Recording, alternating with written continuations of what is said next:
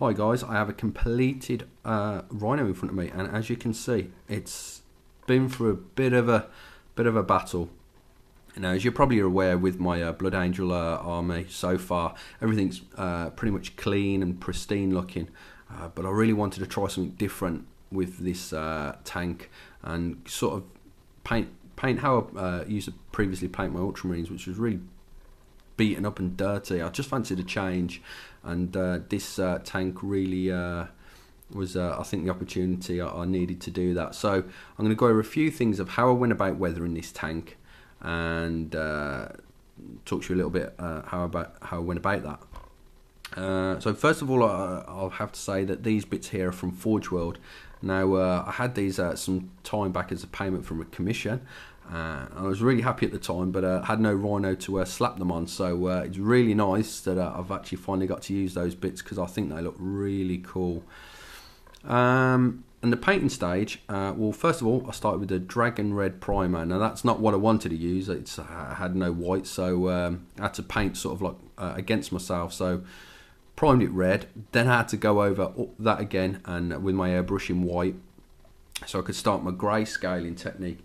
Now, before I actually get to do a tutorial on this, which I would like to do at some stage, it is similar to pre-shading. The difference is, in pre-shading you use black, you go around the model, and then you go over that with your chosen base colour.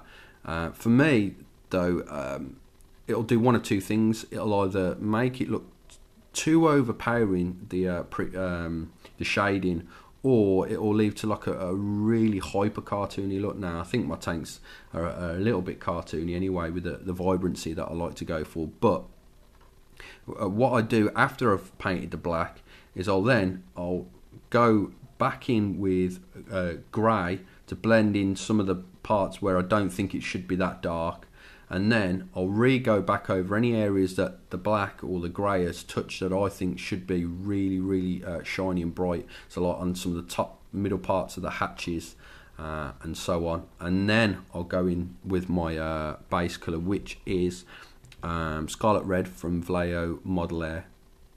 Okay, and then after doing that, I went around the whole model, and I'll try and get it on camera. I'll take this top hatch off, and you might be able to see.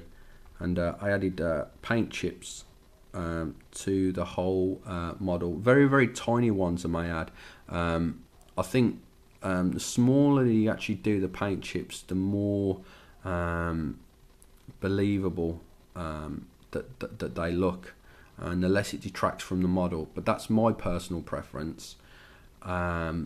This decal is a really cool decal. It's from the Blood Angels decal sheet that you can get, but I do think they should have made this decal about 15% smaller, because some of the tips of the wings there you have to cut off. It doesn't fit, and you could argue saying, well, the decal's the size it is to fit on other things, but what other than a top of a rhino hatch would a huge decal like that fit to? Maybe the shin guards of a Revan Titan, I don't know. But anyway, beautiful decal to lay down, apart from being just a tad too big for the hatch there. Alright, now how I went about laying down this decal, this is quite crucial here, because you got a huge decal, and then you've got all this bumpy area, and then you've got all these little rivets. You really, if you want to do a good job, have to have a decal solution. Vallejo do decal solutions. Many other companies do it as well. Revel, I believe, do it, and the ones I used was from Microscale Industries. So I use Microset and Microsol. I think you can pick them about £3 each, but the Microset is the more crucial of the two. That's like a glue, so you put that down first, you lay your decal down, and now you need a big soft flat brush really. Using your little standard brush from GW is not going to help you flatten out those bubbles when you initially lay it down. So I used the flat brush, flattened it down. Any areas that was still bubbled a little, added a bit of Microsol to help melt that decal down onto the surface there, and left it for a while. Okay, then after that, you don't want to leave it too long, because if you want to sort of like scratch into the decal, The longer you leave it, the harder it becomes, because it's set so far down that you won't be able to scratch away at the decal. So I left it for a couple of hours, and then I went all along the central column of where the two hatch halves meet, and scratch all the way of the decal, because it's not going to be covering the separation. It'd be impossible. How would it? It just wouldn't look right. So then scraped away all that, added scrapings of chips away at the paint job, and then very tiny little bolt gun metal and terracotta chips were placed by the teeth where they're constantly banging together. So you thinking about where you think the chips would be and where the weathering would be, it's a key to making it look pretty cool. This is illustrated here. Now I'll first, before I go into that, say that I used charred brown on the very bottom quarter of the tank to sort of dusty it up a bit, make it look a bit dirty, so that's a flat colour.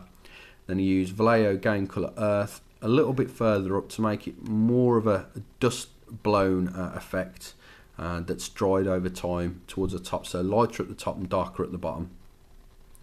And then what I was saying a moment ago, when I was going into trying to add the weathering where you think it would be, like you can see here, this was used Tamiya Weathering Master kit, and it's soot, and I just placed soot more so towards the back end of the vents where the vehicle will be moving, so the fumes were all going to be going in this direction, so you'd have less on this side of the vents than you would on this. This is how I personally think it would be. And then the same thing for the mud, like you'll see here. You're going to have mud right on the bottom area of the rear hatch, and you have some on the top. Now the reason why you'd have the dirt on the top and the teeth is because it's going to slam down into the dirt and the mud there. So yeah, I think that's pretty much this Rhino covered.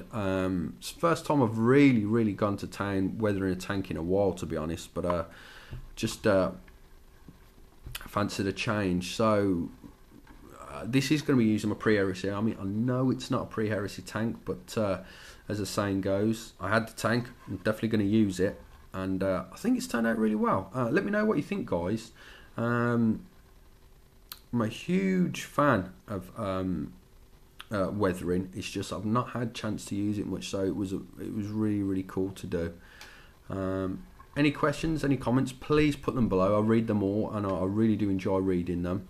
And as I said in my previous video, I've got a few more units to do, and then maybe start talking about how I do some of these techniques, and I'll maybe get round to showing you. I think you deserve it. So thanks for watching, guys. Please rate, comment and subscribe.